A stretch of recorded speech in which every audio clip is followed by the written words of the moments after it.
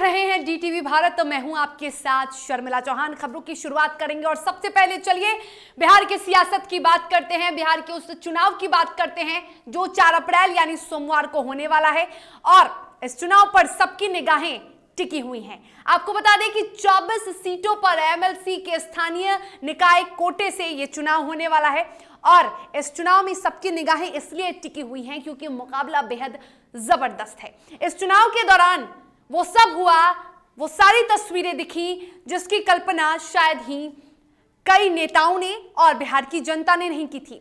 आपको बता दें कि इस चुनाव के दौरान ही गठबंधन भी टूटा। जी हां, हम बात कर रहे हैं महागठबंधन की।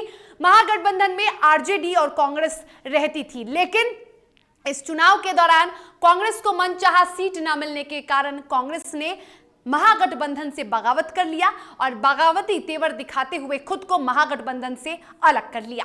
तो वहीं राजद भी इसी जिद पर अड़ी रही कि वो 2 से ज्यादा सीटें कांग्रेस को नहीं देगी। आपको बता दें कि 23 सीटों पर आरजेडी ने अपने उम्मीदवार को उतारा है, 1 सीटें उन्होंने दी हैं माले को। आपको यह भी बताते चले कि इस बार एनडीए में भी बहुत सारे बदलाव एमएलसी चुनाव के दौरान हमने देखे।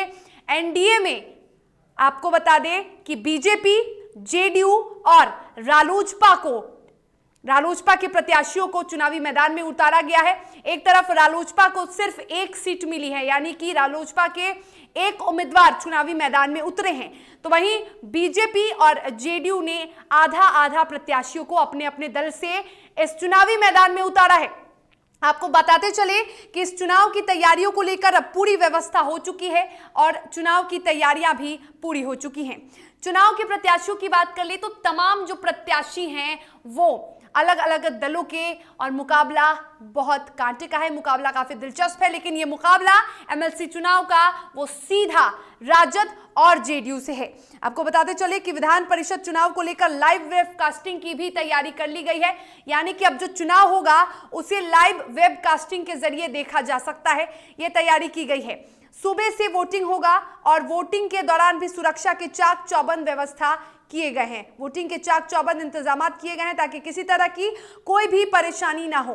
पटना की बात कर ले तो पटना जिले में 23 मतदान केंद्र बनाए गए हैं और सुबह 8 बजे से शाम 4 बजे तक तमाम जगहों पर वोटिंग होने वाला है।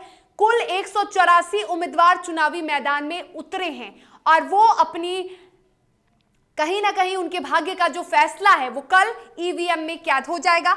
आपको ये बता दें कि एमएलसी चुनाव जो होता है वो अलग इसलिए होता है क्योंकि ये जो वोट होते हैं, यानी कि प्रत्याशियों को वोट करने की जिम्मेदारी पंचायत प्रतिनिधियों की होती है। जो जनप्रतिनिधि होते हैं वो वोट करते हैं और जो चुने जाने वाले प्रत्याशी होते हैं वो सीधा विधान परिषद में जाते हैं और जनप्रतिनिधियों का मुद्दा सदन में उठाते हैं।